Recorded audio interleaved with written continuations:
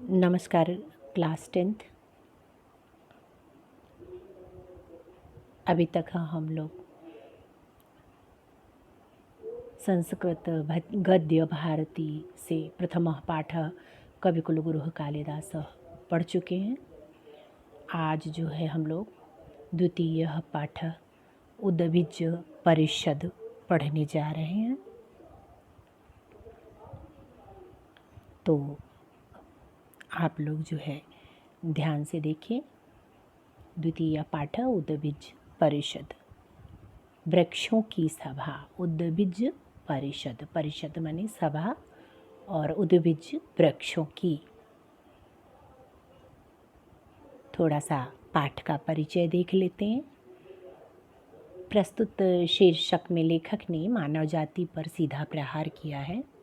यहाँ वृक्षों की एक कल्पित सभा का वर्णन है। सभा के सभापति पद पर शोभित होते हुए पीपल अपने अध्यक्षीय भाषण में मानव स्वभाव की कटु आलोचना करते हुए उसके दुर्गुणों का वर्णन करता है और कहता है कि मानव इतना स्वार्थी होता है कि अपनी स्वार्थ पूर्ति के लिए अपने संबंधियों को भी मृत्यु के घाट उतार देता है। वह कहता है कि जंगल में बड़े भयंकर हिंसक जानवर होते हैं, परंतु वह हिंसा तभी करते हैं जब उनका पेट खाली होता है। पेट भरे होने पर वे कभी हिंसा नहीं करते, परंतु मानव वह जीव है जिसका पेट कभी भरता ही नहीं। वह सदैव हिंसा पर उतारू रहता है। हम वृक्ष तो बहुत अच्छे हैं कि अपने द्वारा थके हुए को छाया, भूखे को फल देते हैं, परंतु इस सृष्टि का सबसे निम्न कोटि का प्राणी मनुष्य है।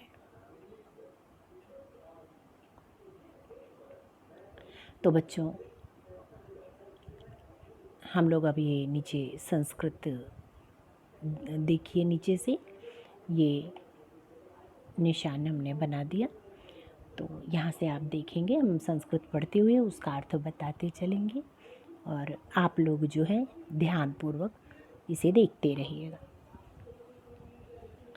अथ सर्वविध विटपिना मध्ये स्थितः सुमहान अश्वत्थ देवः वदति। अथ इसके बाद सर्वविध विटपिना, सब प्रकार के वृक्षों के मध्य स्थितः, बीच में स्थित, सुमहान अश्वत्थ देव वदति, तो अति विशाल जो बट वृक्ष अश्वत्थ देव यानी पीपल का पेड़ था वो बोला। कहने का मतलब, इसके बाद सब प्रकार के वृक्षों के बीच में स्थित जो बड़ा विशाल बट वृक्ष पीपल था वो बोला। भो भो वनस्पति कुल प्रदीपा महापादपा, तो अरे वनस्पति कुल के दीपक, महान पादपा महान वृक्षों, कुसुम कोमल दंत रुचः लता कुल ललनाश्च। कुसुम कोमल दंत रुचः, कुसुम पुष्प रूपी दांतों की कोमल कांति से युक्त, लता कुल ललनाश्च यानी लता कुल के ललनाओं। तो कहते हैं कि अरे वनस्पति वंश की दीपक महान वृक्षों, पुष्प रूपी दांतों की कोमल कांति से युक्त लता कुल के ललनाओं। सावहिताः शृण्वन्तु भवन्तः, सावहिताः सावधान होकर, भवन्तः आप सभी, शृण्वन्ति सुने, सावधान होकर आप सभी लोग सुने। अद्य मानववार्तैव अस्माकं समालोच्य विषयः।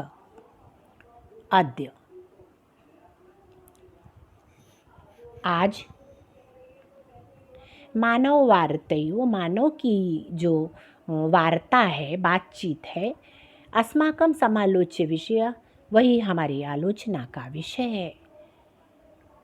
सर्वासु सृष्टिधारासु यानी समस्त सृष्टिधारासु, सृष्टि के क्रम में निकृष्टतमा, सबसे निकृष्ट मानव सृष्टि, मानव सृष्टि है। यानी सारी जितनी भी सृष्टि क्रम में मनुष्य की जो सृष्टि है वो सबसे निम्न कोटि की है।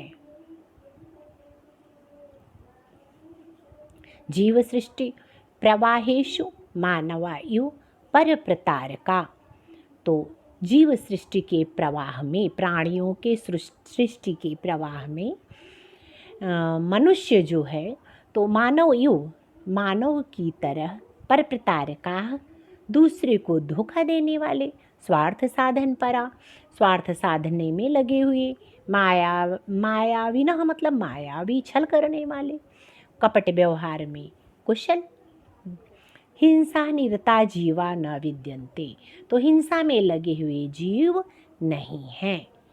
तो कह रहे हैं इसमें कि सभी प्राणियों की सृष्टि के प्रवाह में मनुष्य की तरह दूसरे को धोखा देने वाला, स्वार्थ साधन में लगा हुआ, मायावी और कपट व्यवहार में लगा रहने वाला, हिंसा में लगा जीव कोई दूसरा और नहीं है। भवन्तो नित्यमेवारण्यचारिणः।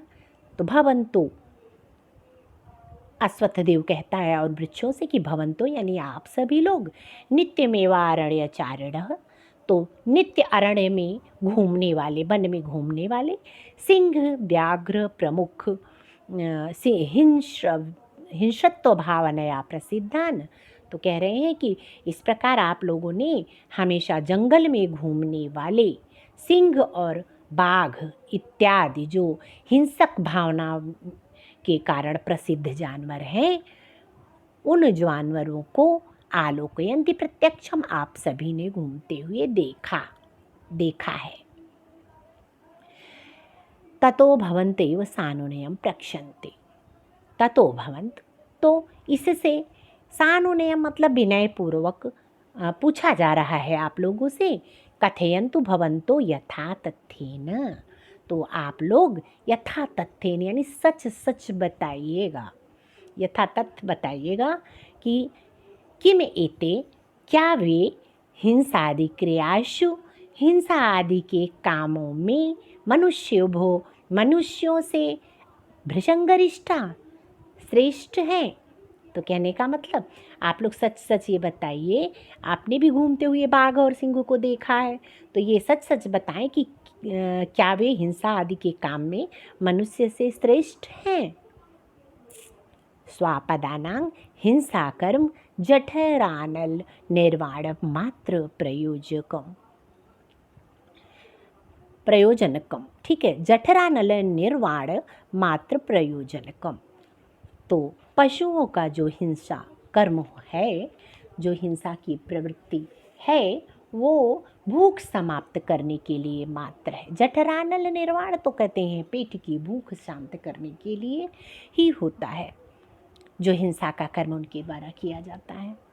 प्रशांते तु जठरानले, पेट की अग्नि शांत हो जाने पर, सकृत उपजातायां सोदय पूर्तौ, तो इस प्रकार से जठरानल की शांति यानी जब उनका पेट भर जाता है, उदर की पूर्ति हो जाती है, नहीं ते कर्तलगतानपि हरिन शशकादीन उपघ्नन्ति। तो इसके उपरांत जब उनका पेट भर जाता है तो कर्तलगतानी, तो उनके हाथ में आए हुए जो हिरन या खरगोश ये सब हैं वो इन्हें नहीं मारते। नावा तथा विध दुर्लभ जीव घातार्थम अटवी तो अटवीम परिभ्रमन्ति। कह रहे हैं कि न वा तथा विध दुर्लभम, तो और न उस प्रकार के कमजोर जो जीव हैं, तो उन जीवों को घातार्थम यानी मारने के लिए, अटवी यानी कि एक वन से दूसरे वन घूमते नहीं। उनका जब पेट भर जाता है तो वो सभी जीवों को, जैसे हिरन है, शशक है, उसे छोड़ देते हैं, और जो दुर्लभ जीव हैं उन्हें भी मारने के लिए वन नहीं घूमते। ये पहला स्टेंजा खत्म हुआ। बाप दूसरे पे देखिएगा, नीचे से, हाँ देखिए बच्चों आगे। मनुष्याणाम हिंसावृत्तिस्तु निर्वधि निर्वसाना च। तो मनुष्यों की जो हिंसा वृत्ति है वो निर्वसानम निरवधि, तो निरवधि सीमा रहित है और कभी न समाप्त होने वाली है। यतो यत आत्मनो अपकर्षः, मनुष्य जो है जिस जिससे यतो यत, तो जिस जिससे अपनी हानि की आशंका करता है, आत्मनोपकर्ष का अर्थ होता है कि अपना पतन, है ना। तो जिससे भी अपने पतन की आशंका रखता है, तत्र तत्रैव मानवानाम हिंसा वृत्ति ही प्रवर्तते, तो जैसे ही उसको ये शंका होती है वैसे ही उस मनुष्यों के अंदर जो है हिंसा की प्रवृत्ति प्रारंभ हो जाती है। स्वार्थ सिद्ध है मानवा दारान मित्रं प्रभुं भ्रैतं स्वजनं स्वपक्षं चावलीलायै उपघ्यन्ति।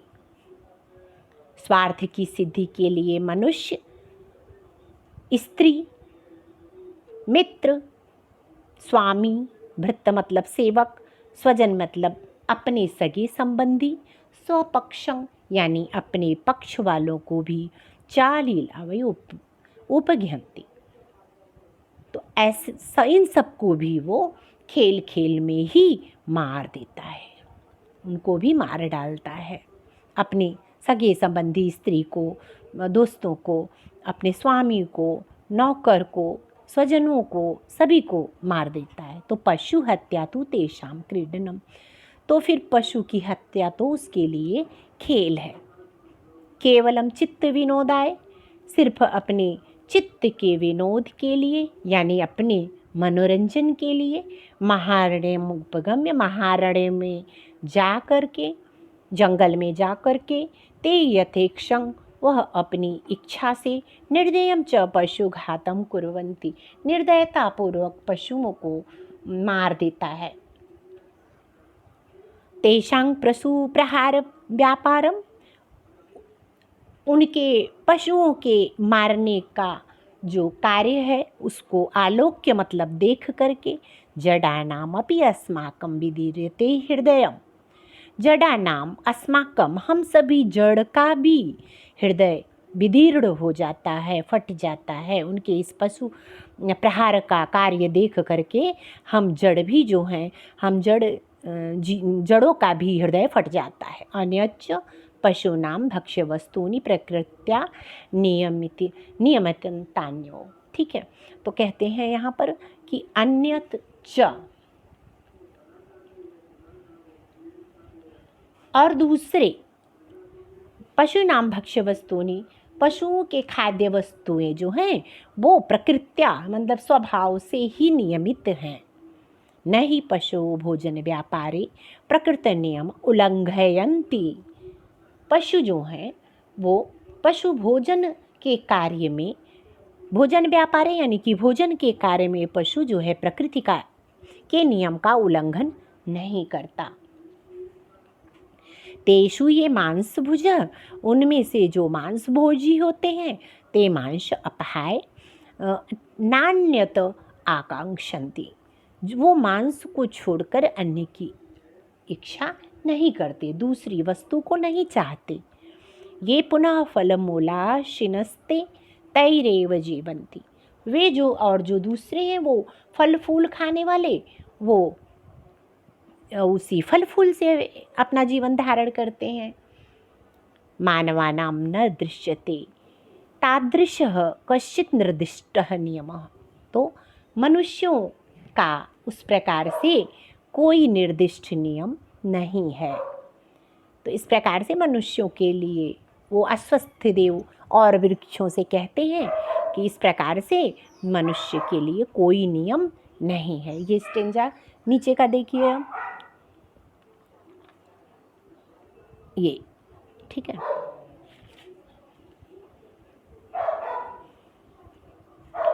स्व अवस्थायां संतोषम अलभमाना मनुजन्मानः प्रतिक्षणं स्वार्थ साधनाय सर्वात्मा प्रवर्तन्ते। तो देखिए यहाँ से स्वावस्थायाम और संतोष अलभमाना, मनुजन्मानः प्रतिक्षणं तो अपनी अवस्था में, स्व अवस्थायां अपनी अवस्था में संतोष को न प्राप्त करने वाले मनुष्य प्रतिक्षण प्रतिक्षण स्वार्थ साधनाएं, स्वार्थ को साधने में ही लगे रहते हैं। न धर्मानुधावन्ति, और कह रहे हैं कि वो धर्म के पीछे भी नहीं दौड़ते, और न सत्यम अनुबध्नन्ति, न सत्य का अनुसरण करते हैं। तृणवदुपेक्षन्ते स्नेहम, स्नेह की जो है तिनके के समान उपेक्षा कर देते हैं। अहितम्यो परित्यजन्ति आर्जोम, तो सरलता का जो है अहित की तरह त्याग कर देते हैं। न किंचित अपि लज्जन्ते अनर्थ व्यवहारात्, अनर्थ व्यवहारात्, झूठ बोलने में जरा भी लज्जा नहीं करते, जरा भी लज्जित नहीं होते। न स्वल्पम अपि बिभ्यति पापाचारेभ्यः, पापाचार से जरा भी जो है नहीं डरते। और न ही क्षणमपि विरमन्ति परपीडनात्, परपीडनात्, दूसरों को पीड़ा पहुँचाने में क्षण भर भी विराम नहीं लेते। यथैव स्वार्थ सिद्धि घटते परिवर्धते विषय पिपाशा, जैसे जैसे इनकी मनुष्यों की स्वार्थ सिद्धि होती जाती है वैसे वैसे ही विषय की प्यास इनकी बढ़ती जाती है।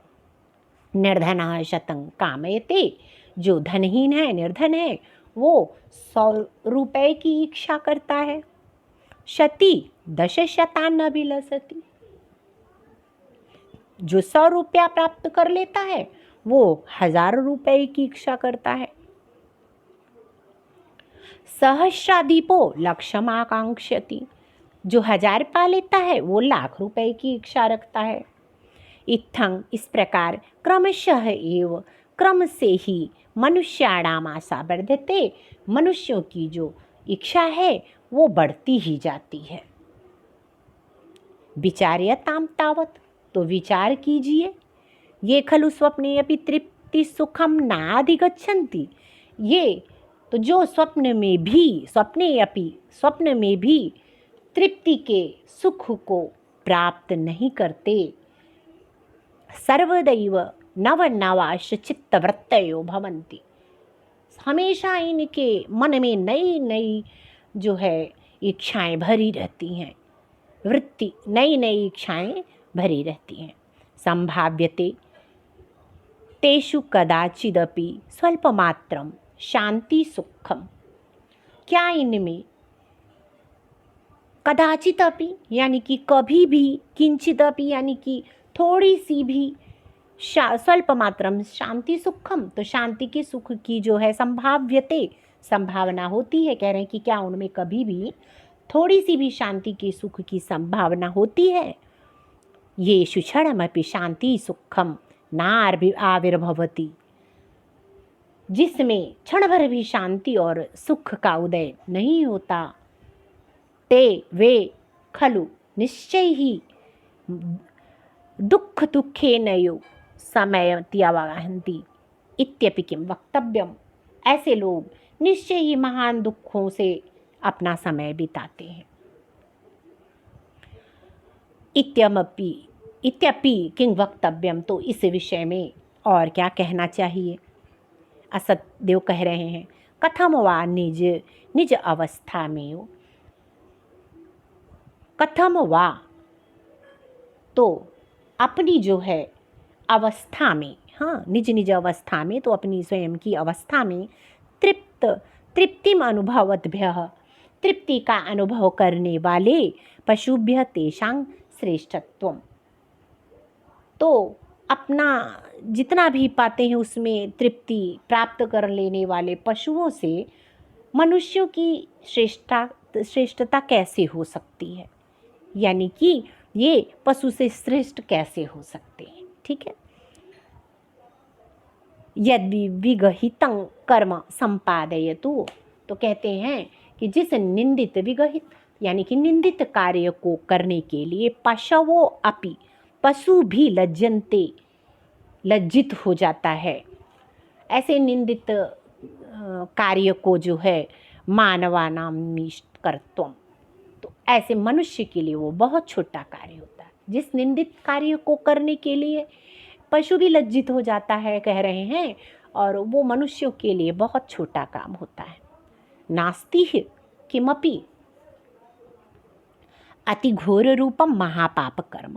तो कह रहे हैं इस प्रकार से संसार में महापाप कर्म, अति घोर, अत्यंत भयानक यदि कोई पाप कर्म नहीं है, ऐसा कहने का मतलब संसार में अत्यंत भयानक कोई भी बड़ा पाप कर्म नहीं है।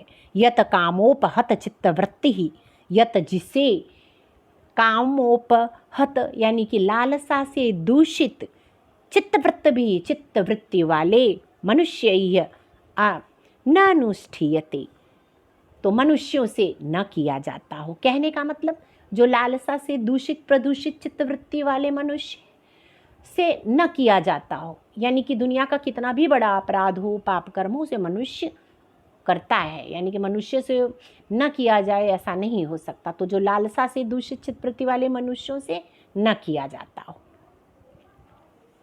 निपुणतरम, अच्छी तरह से अवलोकयन्नपि, देखता हुआ, अहम मैं अस्वत्थ देव है ना, मैं अच्छे से देखता हुआ भी, न तेषां पशुभ्यः कमपि उत्कर्षं परमिति निकृष्टत्वेव अवलोकयामि। तो मैं अच्छी तरह से देखता हुआ भी उनके किसी भी उत्कर्ष को नहीं, बल्कि अत्यंत निम्नता को ही देखता हूँ। उनके द्वारा जो निकृष्ट कर्म है वही मुझे दिखाई देते हैं, तो नीचता को ही मैं देखता हूँ, किसी प्रकार से उनको उनके उत्कर्ष को नहीं देख पाता।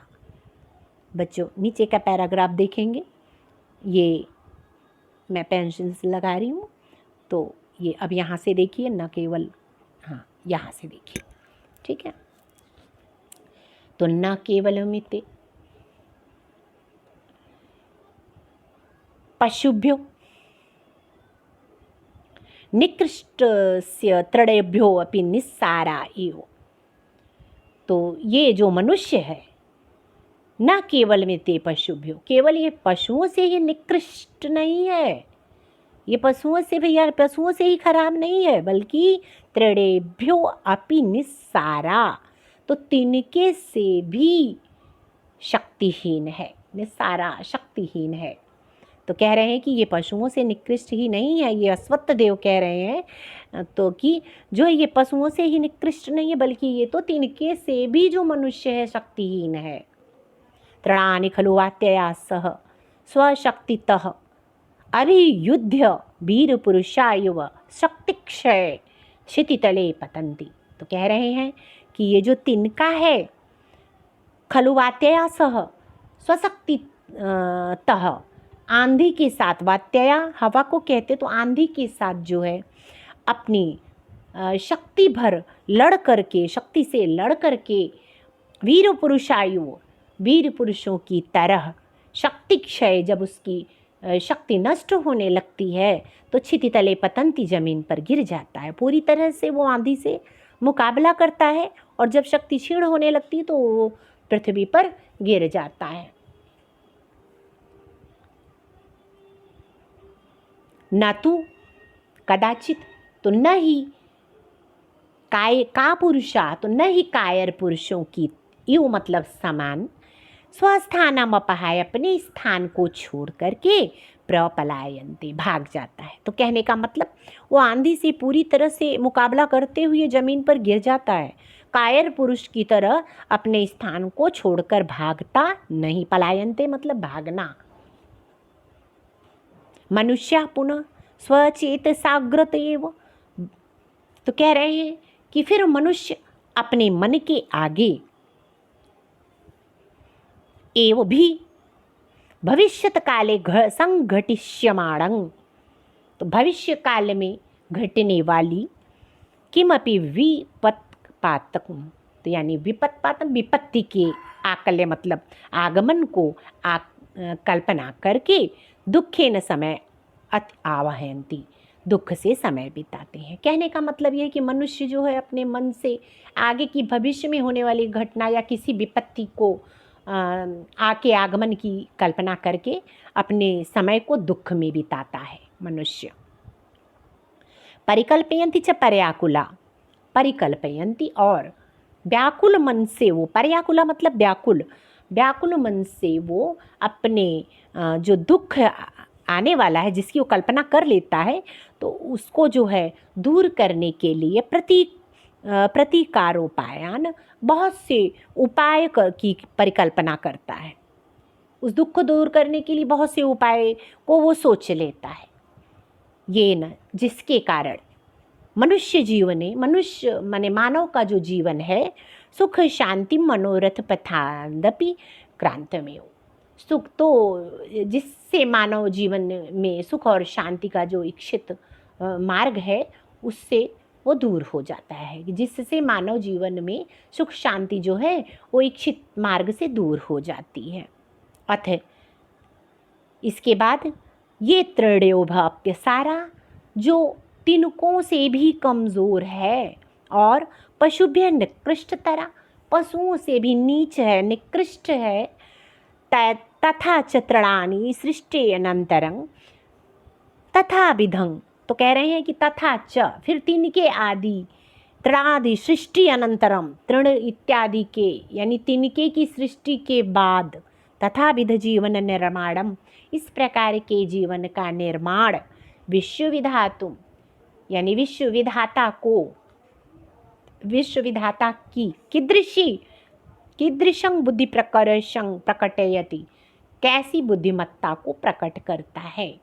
कह रहे हैं कि ये जो है मनुष्य जो तिनके से भी कमज़ोर है और पशुओं से भी नीच है, फिर तिनके आदि की सृष्टि के बाद इस प्रकार के जीवन का जो निर्माण है वो विश्व की रचना करने वाले ईश्वर ने, विधाता ने कैसी बुद्धिमत्ता प्रकट करता है ऐसे जीव का निर्माण करके। अर्थात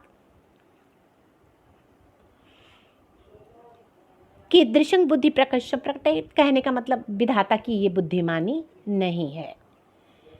इत्येवं इस प्रकार से हेतु प्रमाण पुष्सरम, युक्ति और प्रमाण दे करके, सुचिरम बहुत देर तक, बहुविधम बहुत प्रकार से, विशदम बहुत बड़ा विस्तृत व्याख्या करके, व्याख्या कर सभापति अश्वत्थदेव, जो सभापति अश्वत्थदेव यानी पीपल के वृक्ष थे, वे उदभिज परिषदम, जो वृक्षों की सभा थी, विसर्जयामास, उसे विसर्जित कर देते हैं।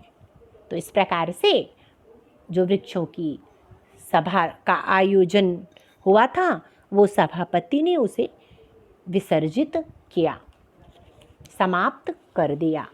थोड़ा सा इसमें काठिन्य निवारण भी है बच्चों, देख लीजिएगा। तो इसमें जो है जैसे आपने पहले पढ़ा उदभिज, हाँ, तो उदभिज परिषद तो सभा हो गई, और उदभिज जो शब्द है, उद यानी भूमि, उदभिज भूमि को फोड़कर उत्पन्न होने वाला। तो जैसे वृक्ष हो गया, लताएं हो गई इत्यादि।